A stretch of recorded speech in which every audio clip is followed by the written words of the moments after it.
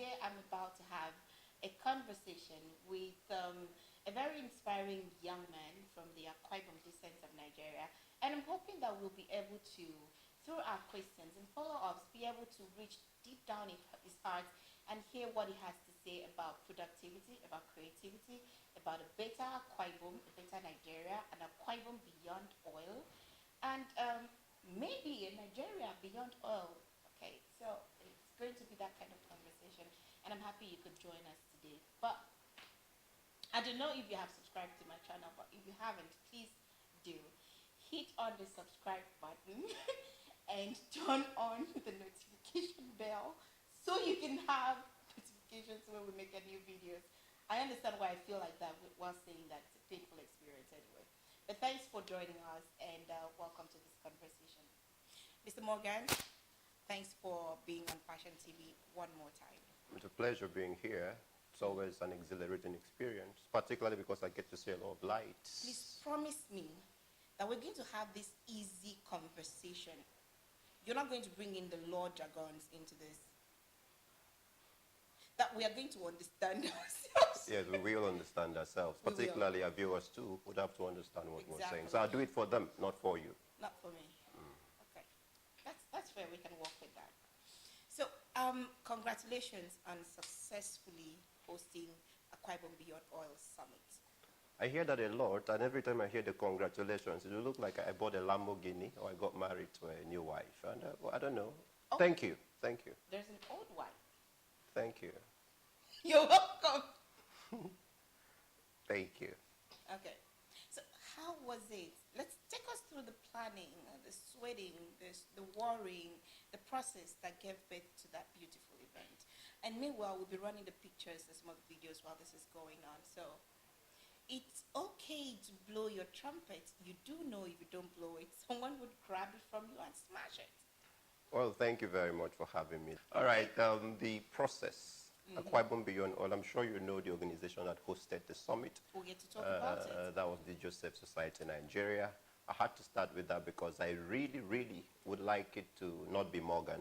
You know, I'd like it to not center around me. You know, most times, like during the planning for the event, you see publications such as the brain behind the Akwa Ibom, convener. the convener, and all of that. I like the modesty, but at some point, I had to ask that that kind of publicity be stopped so that we see Insabasi Valentine, we see Daniel Black, we see Osoro Peters, and we see all of those other people who worked with us. But the idea, we just sat and we thought of what we're going to do to celebrate the 32nd anniversary of Akwa Ibom State. It came up in September 23rd of this year. And of course, as it has often been the case, we discovered that there's going to be a lot of celebrations, there's going to be a lot of dancing, there's going to be a lot of eating, you know, but we feel that... What's wrong with that? We are good people, we cook good food, we are hospitable. Yes, there's nothing... So there is no celebration without there is nothing wrong with that, but I feel that it becomes a problem when all you do is celebrate. You know, one of the reasons people have failed in life is because they spend a lot of time celebrating their,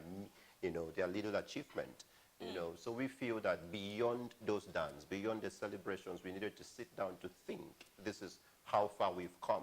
Going forward, what can we do, you know? And we decided to fill in the intellectual gap, you know, that was created by the nature of celebrations that we had. And we thought of how far we've come. And in terms of resources, I think we've come this far, principally based on resources from the crude oil, from carbon, you know, energy and all of that. So we're like, okay. I think I'd like you to hold your thought there before I miss this particular one.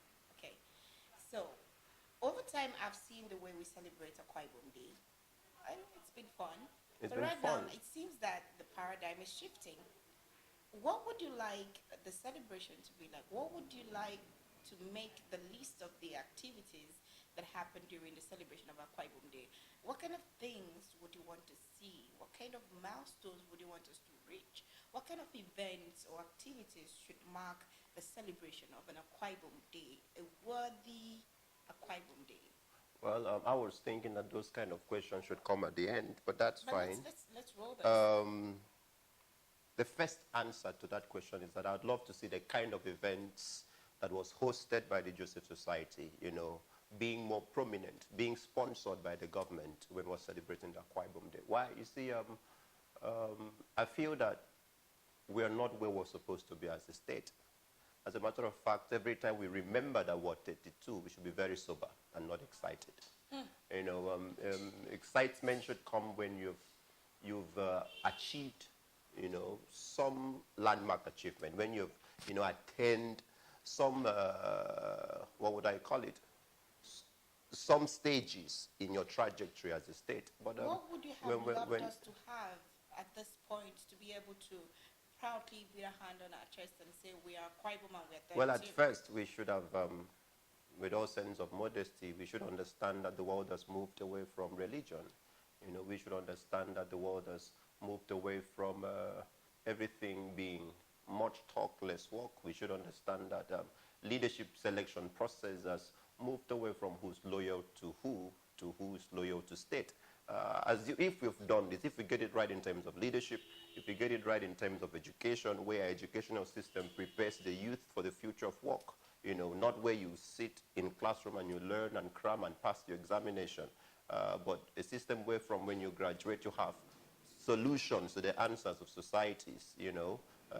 If we have this, if we have promoted technology, if we've promoted science beyond the papers, if budget, which I'm sure we're going to talk about, if time permits us, addresses these issues, even when they say it, and I agree, of course, that there are many proposals, but in the proposition you see some intention, you know, to move the state from where it is to where it ought to be. If we have all these things, or even if we have a development blueprint that is devoid of party, you know, devoid of APC, PDP, ABGA, whatever, some form of template where we can say that by 2041, this is the kind of thing we would love to see in Akwa Ibom, and everybody who comes into leadership is steadfast, you know. If we have a system where people elect representatives, not based on what they say, but on who can do what we want, then on such a day, we can now roll out the drums. But I feel, I mean, with all modesty, we're not there yet. Personal opinion.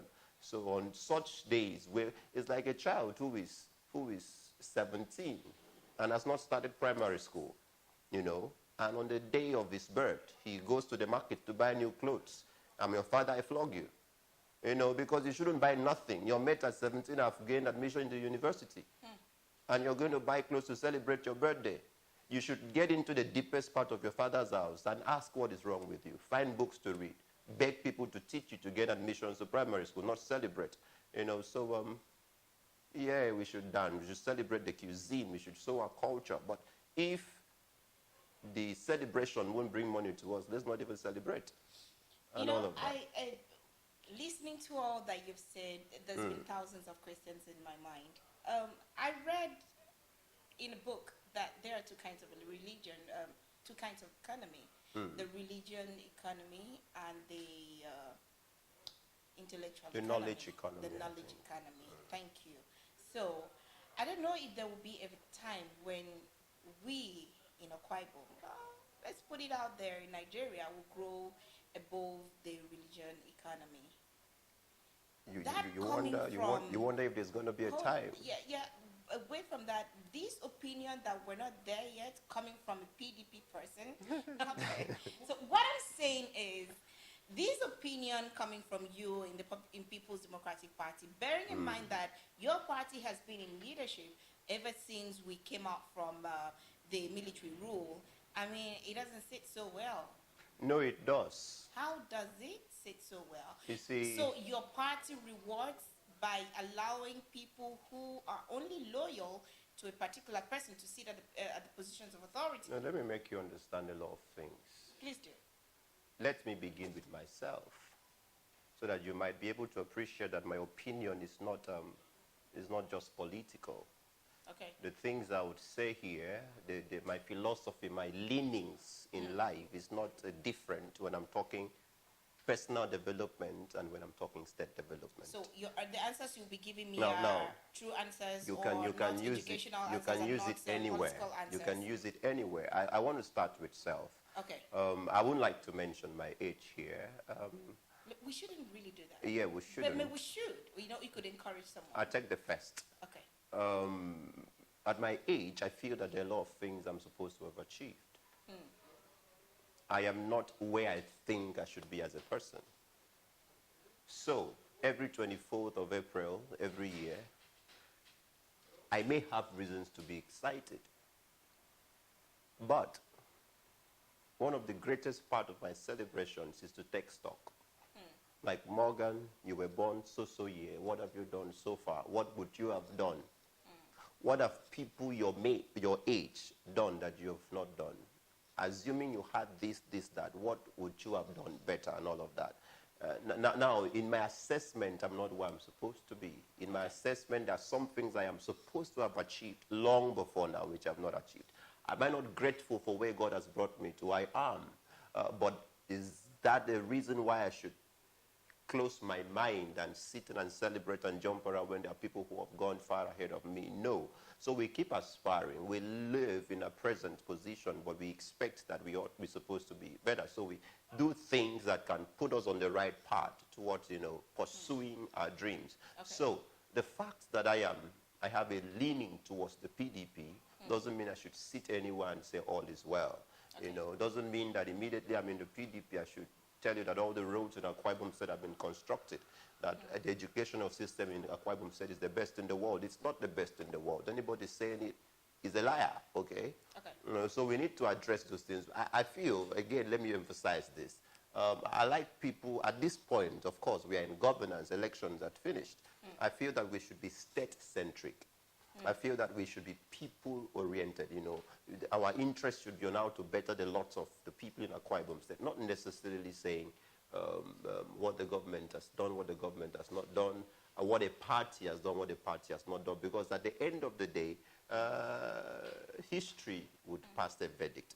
As my friend would say, it's not about the applause of today, but about the verdict of history.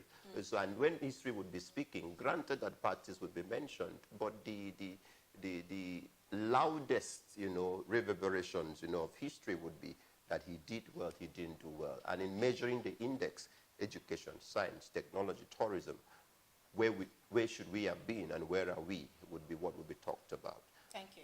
Thank you very much. Coming from this perspective, I hear that the person's biography is a story of his life. And so the biography of our state would be a collection of the history of our individual successes and lives. I guess we can really derive some wisdom from what you said. So if you as an individual, you're not satisfied with where you are at your age, with your achievements, and I am not with mine. Oh, are you not? Are you asking me? Are you? You would have to be on your show and I'd have to be your guest. And I'm thinking maybe Daniel Black is also not in where he would want to be. Does it mean Daniel Black is here? I don't think he is, but I know he watched the show. He's my friend. Oh, that's okay, so how many friends are you going to have to mention before we're done? So what I'm trying to say in essence is, I don't know if you're tired already, but you should have a little patience. I mean, I listened a lot to you. Oh, that's fine. I think the collection of our individual successes would mean that we all have succeeded, but I think we are not all satisfied where we are. Maybe. I mean, so Akwa Ibom really shouldn't be satisfied yet. No, we shouldn't be satisfied. Okay. Absolutely, we shouldn't be. You see, if you allow me to drag this a bit further, I agree with you to an extent that the story of the success of Akwa Ibom will be the aggregate testimony of the Akwa Ibom people. But let's even shift it a little bit further. Okay. What challenges you as an Akwa Ibom person? You woke up in the morning and you walked out of your street. What do you see that challenges you? There's something I like to say, but some of my friends who would watch the show, like Daniel Black, would be so excited if I said. I don't like to make him so excited. Okay. But let me just say it anyway. Okay. So I wake up in Dubai, in the United Arab Emirates. Are you serious? And then Pause! No, not you. You were in Dubai. Sorry, what are you trying to do? I was just asking the universe to hold on. Let me get that part of a gist very well. Okay, so I wake up in Dubai, on a street in Dubai. Did you fly from Iran? Yes. Well, I don't know if you know that Michael Bush is my boss. And it's from Iran. So whatever you say here, maybe you stay against here. So you mean you left Nigeria and you went to Dubai? So you come out and, as my friend would say, you you get into the toilet, let me say something very ridiculous, and the internet facilities just stop working. And you come out and they start working again. How did that happen? Was there a switch somewhere? You need to ask me. So if you are a scientist, if you studied computer engineering, the first thing that will start happening to you is for you to begin to rejig what you learned in school. How did that happen? You begin to check through the pathways. You begin to, how could that have been achieved? That you just walked through a door and the internet facility stopped working. You walk into any shop in the city of Dubai, the street I stayed, I think it's like that almost everywhere. And anywhere you walk into, you just need to ask them what's the password, and they give you password, and you log into the Wi-Fi, and you start. Everywhere you walk into, it happens. You want to walk as from here to Plaza, and you are walking under an air-conditioned stuff. I don't even know how to explain this. And you just get challenged, okay? My mouth was open. You just get worried. You get to ask yourself a lot of questions. So let's come back here. And the funny part is that if you mentioned Dubai 30 years back, it was different. It's not different. Nobody would have known where it is, okay? But Nigeria 30 years back was still the giant of Africa. Akwa Ibom State, perhaps the giant of Nigeria, okay? Because we've been the highest oil-producing state here for about a while. No, that's not the intention. The intention is to tell you why you should never be satisfied when you've not started a journey. You know? So before we even leave this conversation, why do they turn off, I don't know whether they turn off the internet in the toilet. Is it because we spend a lot of time? Well, my friend, brother, conspiracy theorists, Boron Obasi. There is no way you will finish this show without mentioning his name. Well, he's my mentor. We are coming for you. You know, he's my mentor in some very good aspect of my life. And, you know, he had to ask for a slot to be my mentor, and I obliged. Oh, wow. Yes, you know. I'm sure you're going to ask to be my mentor very soon. I hope you meet the qualifications. Funny. Okay, so now, he says that one of the reasons, just thinking, because we didn't have anybody to provide the answers, is that they don't want you to go sit down and waste time, your productive time. You know, when you get into the toilet, just go get the business of the toilet and come out and be productive. You know, so we have a setting that pushes you towards productivity, but here those things don't happen. So feel like preaching. So let me call you beloved of God. We are not where we are supposed to be, so we shouldn't celebrate. We shouldn't stop in the middle of the Red Sea and turn back to dance. Okay, we should keep going. We should keep doing these things. So. Before we wrap up this particular conversation and go back to the Joseph Society and Akwa Ibom Beyond Oil, what is the Akwa Ibom of your dream? Not dreaming again. Why? Because I've had a lot of dreams. I'm waiting to execute the dreams I've had. You shouldn't stop dreaming. No, you shouldn't stop How many dreaming. dreams did Joseph have? Your name isn't Joseph, and last time I checked, I wasn't born in his time. I couldn't count. I wouldn't count even if I was there. How many dreams did Martin Luther King have? Why don't you just ask me how many dreams I have? No, because possibilities are that you're going to read out a lot of them. Why am I asking you all of? You see, it doesn't take plenty dreams to make Akwa Ibom what it's supposed to be. It just takes the implementation of a single dream. Or it takes the implementation. In fact, the perspective I like to come from, you know, perhaps in wrapping up this part of the conversation, as you've already showed the green, the yellow light, is that our problem doesn't seem to be the ideas. Our problem doesn't seem to be the dreams. Our problem, because all our leaders, as a matter of fact, travel around the world for holidays. So they see these things. Come back and tell us. So the problem is not that they don't know it was. Their dream is everywhere. People have dreamt it. People have. So our problem is in the what we call political will. Our problem is in the determination. Our problem is in doing what needs to be done. So let's talk about the Joseph Society. Let's have this conversation. I know you are the convener of summits, conversation, thinkers. There's this word's coming to our vocabularies. Thinkers. We have the Joseph Society. Then we have. Then we came to Akwa Ibom Beyond Oil. All of those three things. But let's begin with the Joseph Society. What's the dream? I know you don't like dreams. The vision. All right, what's the vision of the Joseph Society in Nigeria? Pick it from the name. It was a bit spiritual at conception. We wanted to learn, or we're trying to learn from the biblical Joseph, who went to the land of Egypt, and Pharaoh had a dream. Let's say Udom Emmanuel has a dream to make Akwa Ibom State better, but perhaps doesn't understand the pictures he saw in the dream. So he comes up with completion agenda and needs an interpretation of what needs to be completed, So Pharaoh had a dream, saw a lot of things, and didn't understand what he saw. So they called on a young man named Joseph, who came around, interpreted the dream. But that's not even the interesting part. What interests us and why we decided to follow him, if you want to put it that way, is the fact that beyond the interpretation of the dream, he went on to say, this is the problem. But if you do this, you can surmount that problem. Okay. Pharaoh didn't dream the solution, he dreamt the problems. But Joseph came and went beyond the problems to bring solution.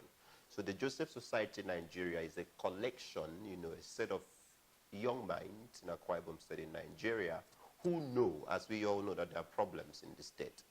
Who know, as we all know, that there are a lot of issues, that bog our state economy, security, education, and all of that. But won't sit down to criticize the government. Won't sit down to tear down the government, won't sit to talk about all the problems, but rather decided to bring themselves together to see beyond the problems. If we have the issue of waste, what is the appropriate measures towards waste management? If we're complaining today that we're praying too much as a state, what should we do? Close down the churches? If we complain today that the over-dependence on the oil isn't good, what should we do? So we look at Akwa Ibom beyond oil. So put it summarily, we are here to think solutions for the questions, for the problems of the state. We're not in government, that is why it has nothing to do with political parties. We're just a collection of thinkers from everywhere, from anywhere, who have solutions for the many questions that bog us as a state. How long have you been in existence as an organization? Okay, we were registered in 2017, I think July 2017. Our first official gathering was in August 2017. What did you decide to do? What did you gather to do? Well, that first meeting, we just had a lot of youths come together, and we just said, look here, we have these problems, and we don't want to fall into the group of youths in Akwa Ibom, the group of youths in Nigeria that, ruminate over the problems, that celebrate, the challenges that we have. But we want to see the problems, and as Joseph did, profess solutions. And, we brought minds, we brought very intelligent people, we brought people who have shared their opinion on several subjects to tell them beyond the Facebook, advocacy, beyond the social media talks and all, the anger and all that negative energy. Can we channel these ideas to white papers? Can we channel them to communications? Can we channel them to recommendations to government? And they agreed, and we hosted our first summit in September 2017. It was tagged the new Akwa Ibom project. The new Akwa Ibom project. And so this issue of what's the Akwa Ibom dream you have, we dreamt it, and you were part of the dreamers. So we thank the Lord that you're still alive. So we lived for a year. In 2018, we had the 31st census. Akwa Ibom said was 31 in 2018. We were like, okay, what can we do? So the sense there is like the 31st ideas that Akwa Ibom State should be thinking of implementing at 31.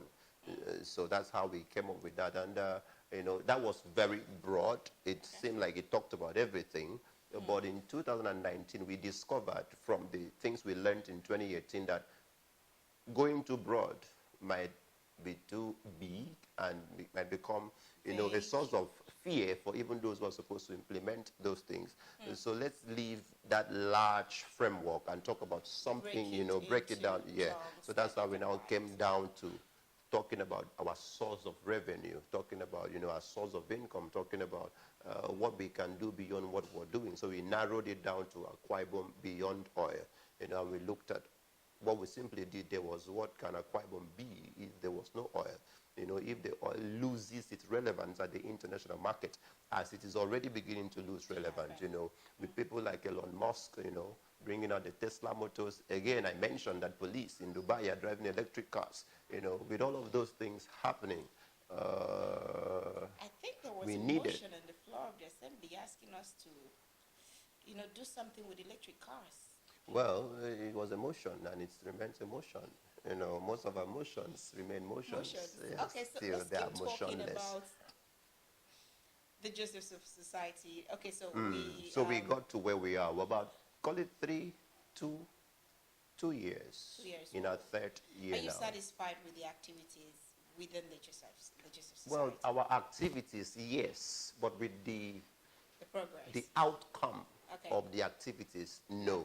You know, we have the inputs, the outputs, the outtakes, the outcomes. Okay, you know, so we have put in a lot of things, you know.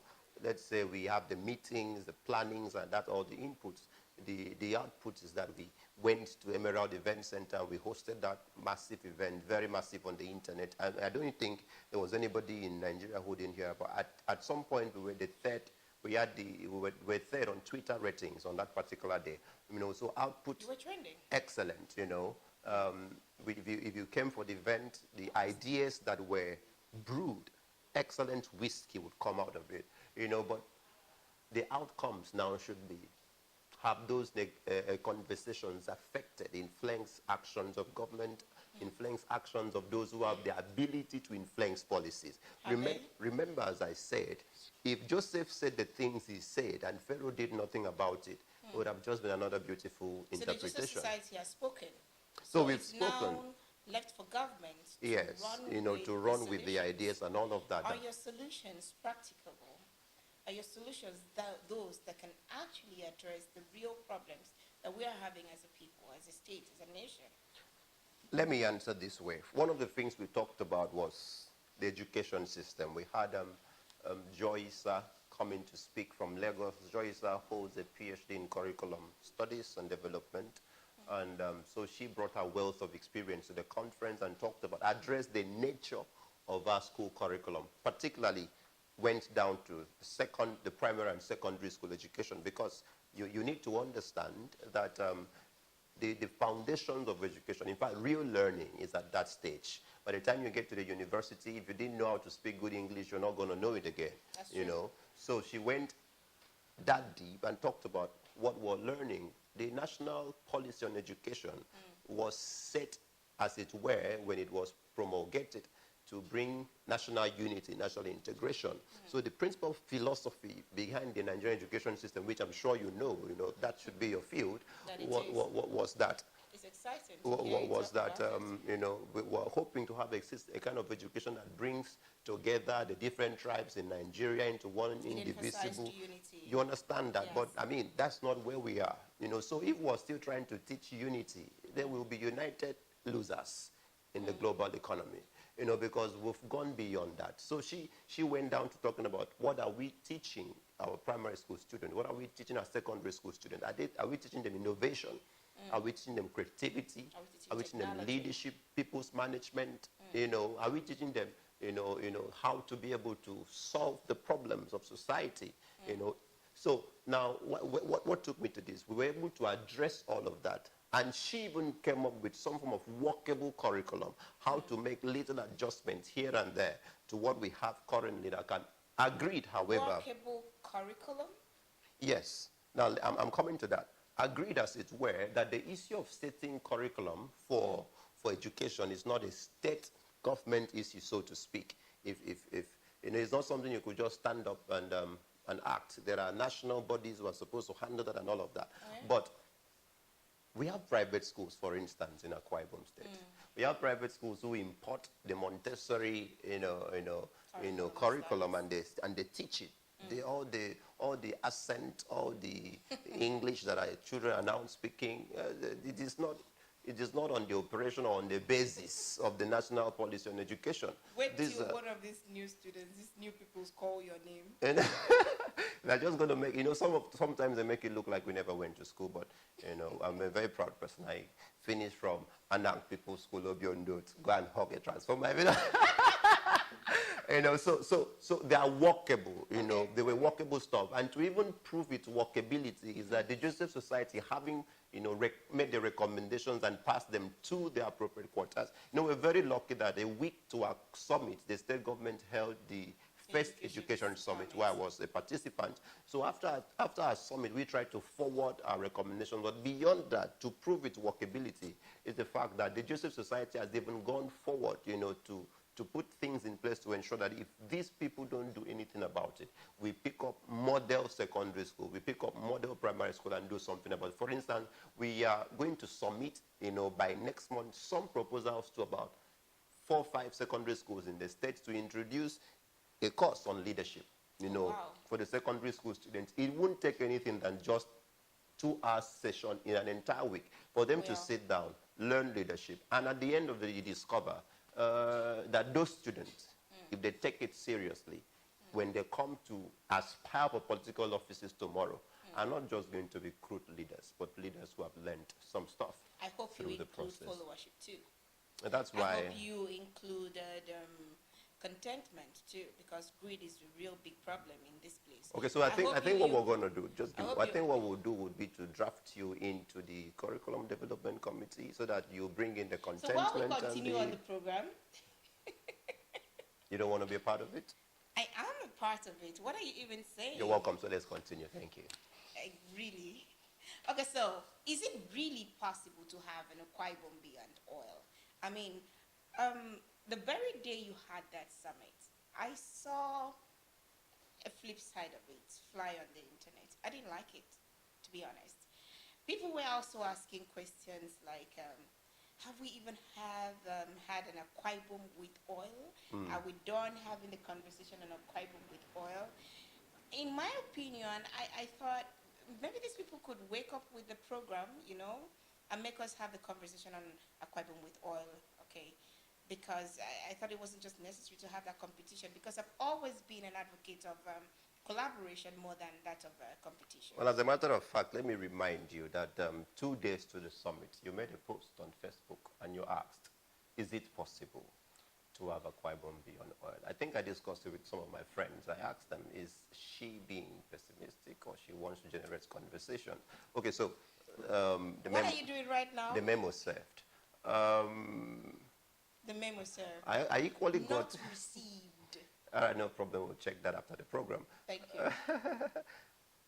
Is it possible to have an Akwa Ibom beyond oil? Yes, please. The flip side of the conversation, we have not completed or we've not harvested Akwa Ibom with oil. And we're talking about Akwa Ibom beyond oil. You see, a lot of people want to sleep forever. A lot of people are still sleeping. They won't want to wake up to realities. First, we need to understand that the summit wasn't intended to say that that oil has lost its relevance now. Okay? But that summit is a platform to prepare for the future. I'll give you another example. Last week, the United Arab Emirates just opened a University of Artificial Intelligence. Sometime earlier in the year, the leadership of that country appointed a 27-year-old man as the Minister on Artificial Intelligence. And you're even saying man. Back here, we still call 27-year-old and boys. The government's desire is that in the next 100 years, that ministry should have ensured that artificial intelligence, that there is artificial intelligence to man every sector of the Emirates economy. The president or prime minister of the United Arab Emirates is 67 years as we speak. 100 years from today, he will be 167. We are not sure he will be alive. 100 years from today, the current minister on artificial intelligence will be 127 years. We're not sure he will be alive. Futuristic. But you see, these people have started thinking 100 years from today. So when that 100 years arrives, it doesn't meet them unprepared. In my adage, there is a saying that I think I'll just use my adage here. You know, that means that you've known that this thing is going to happen, so you started preparing for it. If you know you're not a fast runner, you start running well ahead of time. So I think the problem with those who have some reservations about Akwa Ibom Beyond Oil is the fact that they feel, regrettably so, that this oil would always be here. Whereas the world has moved on, you know. Whereas we're talking about electric cars, whereas we're talking about clean fuel, people still feel that the carbonated energy is still going to be there forever. So what we're simply trying to do is, we're trying to alert the world, we're trying to alert Akwa Ibom that it won't be business as usual forever. We're not always going to have this national allocation and all of that forever. So why not that we started thinking of how we can build a vibrant economy beyond the giftings of nature, so to speak. Why not think of how we can get into the creative industries, human capital development, education, science, technology, to also be properly adjusted for the future. You know, it's not about today. I don't know how to say that it's enough. Life is not about today. But since life is more than this, we have to think about Akwa Ibom Beyond Oil. So I don't know. I saw all of those arguments, and I just felt that these people didn't know what. We love the fact that oil is here, but we feel that the resources gotten from oil should be reinvested to recreate another oil beyond the oil that we have. You know, thank you very much. On a good day, I would just say let's wrap it all up here, but I think I have some other questions I'd like you to. So today's a bad day? No, it's not a bad day. I think I've just had so much that I think I want to take time and process it. So let's talk about your... I think it would seem as though I'm going back to the same question. But when we're talking about Akwa Ibom Beyond Oil, so what would we be looking at? Akwa Ibom with what? Akwa Ibom, I've said this severally. Yes. Let's put it together in words as short as we can just put it out there. Okay. For instance, for that particular event, we had 4 subsectors. So we can say Akwa Ibom with an efficient education. Efficient education. Education, as I've often said, that addresses the questions of today's society. I would say tailored for Nigerians. Specific, not necessarily tailored for Nigerians, tailored for world problems. Okay. Maybe I need to say this. Yes. People make money by answering questions. You don't make money because you studied education. You make money because you teach. The moment you teach, you're answering the knowledge question. The students need to know, and you teach them what they need to know, and you're paid. Akwa Ibom Beyond Oil, we're looking at Akwa Ibom with an efficient education. And I went ahead to say, or I'm now saying, sorry, that we hope to have in Akwa Ibom a system of education that prepares the students, prepares the youth, prepares the participants in that system to be relevant in society, to be functional, you know, functional education, to be able to answer the problems, you know, that is thrown up by society every day. And it is instructive to note, and I say this with all level of commitment to the things I'm saying now, that nobody makes money by going to school. It is not enough that you studied education, that you make money. You teach, and you're paid for answering the knowledge question. Engineers get paid because they have answered the maybe civil engineering question. You construct roads and you're paid. Nobody ever gets paid for brandishing a civil engineering certificate. I make money as a lawyer. I make money as a talker. I make money as a content creator, and all of those things I do, not because you call me Morgan the lawyer, but because when you get into trouble, as you often do, we'll get to court and we try to see how we can make sure that you return back to peace. And immediately I succeed in doing that, you have to pay me. So if a state has a system of education that prepares its citizens to answer the problem that the society would ask, that state is strategically positioned, you know, to become a global hub, a global destination. And it's a sustainable society. Sustainable society. So everybody, when you mention India, what comes to mind? Somebody's talking about medical tourism. When you mention China, what comes to mind? Somebody's talking about technology. Now, listen, anybody that ignores China today is doing it to his or her own peril. Even the USA knows that China has overtaken, overtaken the US economy, I would not agree to that. And I'm not here to argue with Trump, but that's the facts. Okay. Currently, what the USA have is history, is a rich foundation that has been there. But if we're talking about innovation today, China is it. So when you talk about China, we're talking about tourism. You're talking about Dubai, the United Arab Emirates. So those people are intentional. They build roads to ensure that immediately you step on their roads, you begin to find satisfaction for paying your way there. They have sand, and they prepare cars that can drive you on the sand, and they call it safari. And you pay to go and see sand that gets into your eyes, and you soak your eyes in water, but you pay to go and see it. You know, so that is an intentional society. So we're looking at efficient education, Akwa Ibom beyond oil. We're looking at Akwa Ibom with a system that celebrates technology, a system that provides the enabling environments to ensure that money is harnessed from technology and science. We're looking at Akwa Ibom where tourism is not a lead talking kind of adventure, where we have Commissioner for Cultures and Tourism who come in and go. With no impact, absolutely. With no impact, you know, and with government on their mind. Tourism is business, it's not government. So we're looking at a businessman who should be there, with the kind of who wants to do business. Potentials that we have in this. I even want to elect somebody like Alain Efe to go and be the Commissioner for Culture and Tourism. He really should. So that he can make money and make returns. So that those are the kind of things we're talking about. And we just hope, as it were, that everybody wakes up to the realities and tries to begin to put things in place to achieve this. We may not get it now, but we need to start. Because if we don't start, we would never get it. Of course, I'm sad. I'm sorry about it. Thank you. I'm not sorry. We're in this together. Thank you. No, thank you. No, thank you. Thank you. You're welcome.